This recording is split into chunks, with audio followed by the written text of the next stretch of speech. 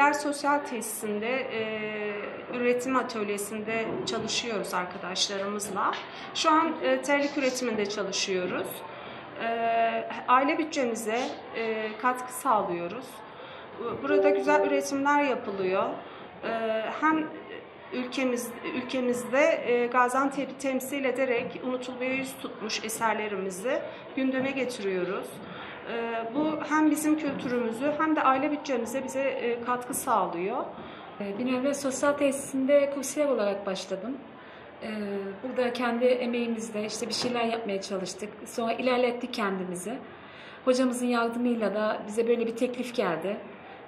Terlikleri şu an üstüne işte bu yöresel yöreye ait süslemeler yapıyoruz farklı tekniklerle. Yani bizim için çok çok güzel oldu burası. Her yönden, psikolojik yönden, her yönden çok iyi oldu bizim için. Yani kazanıyoruz da çok şükür. Bu da çok hoşumuza gidiyor. Emeği geçen herkese çok teşekkür ediyorum. Özellikle belediye başkanımız Tahmazoğlu'na. Farklı 5 dalda, farklı tasarımda tekrarında yine terlik üretimine tekrar başlayacağız. İplik ve iğnelerimizi hazırlayalım, çalışmalara başlayacağız. Burada bir ekranda vereceğiz.